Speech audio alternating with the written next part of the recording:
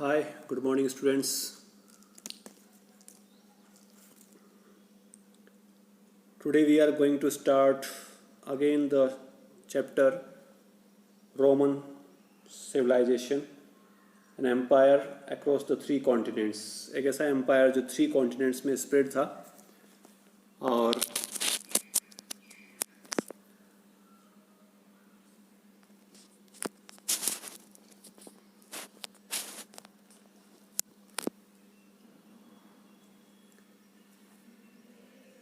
वो three continents जो थे वो एशिया, अफ्रीका और यूरोप, थ्री नेशंस में स्प्रेड था. रोमन एम्पायर की बात करें तो कुछ इंपॉर्टेंट क्वेश्चंस हैं. पहला क्वेश्चन है what are the basic features of Roman society and economy. किसी भी सिविलाइजेशन को जब हम पढ़ते हैं तो हमारा जो लॉजिक होता है वो वहाँ की सोसाइटी यानी कि सोशल फैक्टर, इकोनॉमिक फैक्टर और पॉलिटिकल फैक्टर को जानना.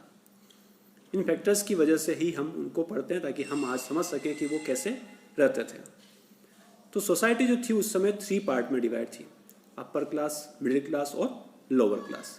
जैसा कि फ्रेंच में भी थी, सब जगह ऐसा ही था, आज भी ऐसा ही है, अपर, मिडिल और लोअर पार्ट हैं. मैक्सिमम फैमिली उस समय जो थी वो न्यूक्लियर थी. न्यूक्लियर का मतलब जहाँ पर सिर्फ मदर, फादर और उनके किड्स रहते हैं, वो न्यूक्लियर फैमिली.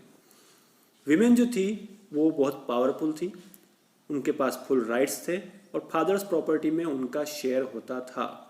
आज अगर हम बात करें इंडियन सिविलाइजेशन की तो इंडिया में ऐसा नहीं होता है.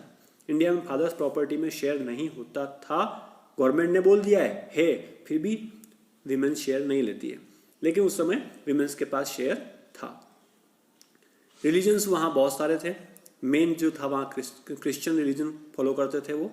लैंग्वेज वहाँ की जो थी वो लैटिन थी और स्टाइलिश ड्रेसेस और फूड हैबिट्स वो थी उनकी. बहुत सारे खाने खाते थे वो.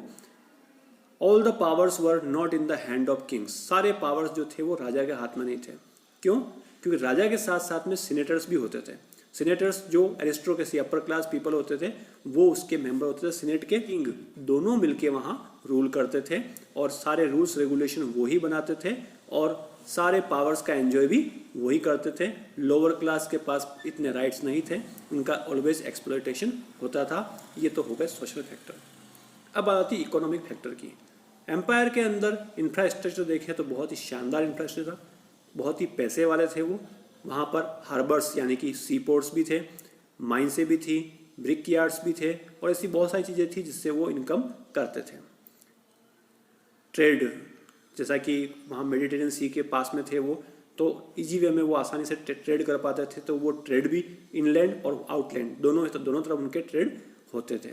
मैक्सिमम पीपल जो थे वो इस सिविलाइजेशन से जुड़े हुए थे और मैक्सिमम लोग कल्टीवेशन फार्मिंग करते थे. Level of productivity was very high. वहाँ प्रोडक्शन बहुत हाई होता था क्योंकि लैंड बहुत फर्टाइल थी और वाटर इजीली अवेलेबल था क्योंकि दोनों तरफ क्या थी, रिवर्स थी. There was an organise commercial and banking system also और मनी बहुत था लोगों के पास. नेक्स्ट बात करते हैं major sources of Roman history, कि हमें रोमन हिस्ट्री के बारे में मालूम कैसे पड़ा. तो मालूम कैसे पड़ा, तो उसके लिए जो सोर्सेस हैं वो बात करें हम सबसे पहले लिटरेरी सोर्स, जो टेक्स्ट, जो पेपर पे वो लिखे उन्होंने, जो स्पीच दी, सरमन्स का मतलब लेक्चर जो दिए, वो जो लॉज बनाए, जो हिस्ट्री बनाई, लेटर बनाए, वो सब लिखे हुए हैं किस पे, पेपर्स पे, प्लस इंस्क्रिप्शंस यानी कि स्टोन इंस्क्रिप्शन, स्टोन्स पे लिखे हुए हैं. उनसे हमें पता पड़ा कि वो कैसे रहते थे.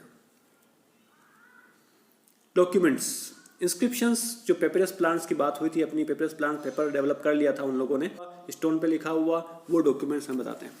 सेकंड आता है आर्कोलॉजिकल सोर्सेस, यानी कि buildings, monuments and other kinds of structures, coins, poetry, mosaic मतलब मिट्टी के बने हुए बर्तन, एंटायर लैंडस्केप, ऐसे बहुत सारी चीज़ें हमें खुदाई में मिली. वो हमें बताती है कि रोमन एम्पायर कैसा था और लोग कैसे वहाँ रहते थे. नाउ जब रोमन एम्पायर था तो उसका सबसे बड़ा दुश्मन था ईरानियन एम्पायर, यानी कि दो ही एम्पायर थे वहाँ बिल्कुल पास उनके, और दोनों ही एम्पायर जो थे उनकी स्थिति में देखनी है कि 630s में जो यूरोप और नॉर्थ अफ्रीका और एशिया का ईस्ट, यहाँ पर रोमन एम्पायर रूल करता था और रोम के जस्ट पास में ईरान एम्पायर रूल करता था, जो अरब कंट्रीज का जो एरिया है वो। दे वर राइवल्स, दोनों ही एक दूसरे के क्या थे, वो दुश्मन थे। They always fought each other, वो आपस में क्या करते थे, ऑलवेज लड़ते रहते थे। Both empire were fought and they were divided by a river, एक रिवर से दोनों को क्या था, डिवाइडेशन था। रोमन एम्पायर की बात करें तो मेडिटेरियन सी के आसपास का एरिया जो था वो उनका था। रिवर राइन और डैन्यूबी, ये दोनों रिवर्स के बीच में उनका एम्पायर स्प्रेड था। Iranian empire it was towards south of Caspian sea, जो कैस्पियन सी है उसके साउथ का जो एम्पायर था वो उनका था, जिसके अंदर अरब कंट्रीज आ गया और अफगानिस्तान का पार्ट आ गया। यहाँ पर ये एम्पायर था और दोनों एम्पायर एक्सटेंशन के लिए आपस में लड़ा करते थे। फिर बात करते हैं रोमन एम्पायर में रिपब्लिक सिस्टम स्टार्ट हुआ था रोमन एम्पायर के बाद। रिपब्लिक सिस्टम वहाँ पर 509 BC से लगाकर 27 BC तक वहाँ पर रिपब्लिक था। 27 BC में वहाँ पर रिपब्लिक सिस्टम स्टार्ट किया था जूलियस सीजर ने। जूलियस सीजर जो फर्स्ट एम्परर था वहाँ का, लेकिन उसने अपने आप को कभी एम्परर डिक्लेयर नहीं किया, वो सिर्फ डिक्टेटर था। फिर उसका जो बेटा आया ऑक्टिवियन, वो एक फर्स्ट जो था वो वहाँ का एम्परर बना और रिपब्लिक सिस्टम स्टार्ट किया, जहाँ पर लोग इलेक्शन कंडक्ट करते थे और एलाइट्स पीपल जो थे वो एलाइट पीपल ही इसके मेंबर होते थे सीनेट के, और सीनेट जो रूल्स और रेगुलेशन बनाती थी। आर्मी की बात करें वहाँ की, तो आर्मी हमने बताया था आपको, वहाँ फोर्सफुली आर्मी थी क्योंकि वो एक्सटेंशन चाहते थे, वो चाहते थे हमारा एम्पायर आगे से आगे बढ़े, तो प्रोफेशनल आर्मी थी और 25 ईयर्स तक हर व्यक्ति आर्मी में सर्विस देता था। प्लस मैंने आपको बताया स्लेव ब्रीडिंग भी थी वहाँ पर। स्लेव ब्रीडिंग किस लिए? सिर्फ इसीलिए कि वो आर्मी बढ़ा सके। अब बात करते हैं रोमन एम्पायर डिक्लाइन कैसे हुआ।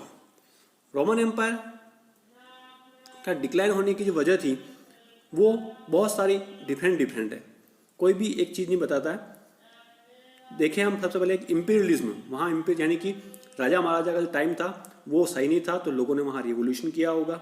पॉलिटिकल के अंदर करप्शन आ गया होगा, तो लोग आपस में लड़ने झगड़ने लगे होंगे। प्लस रोमन एम्पायर में जो ट्राइब्स थी, गोथास, वंडाल्स, लोम्बार्ड्स, इन लोगों ने वहाँ अटैक कर दिया होगा इस वजह से, या फिर वहाँ पर कोई नेचुरल अटैक हुआ होगा इस वजह से वो ख़त्म हुई, या फिर रोम और ईरान के अंदर जो लड़ाई हुई थी उस लड़ाई की वजह से वो फिनिश हो चुका होगा। आज के लिए इतना ही, थैंक यू।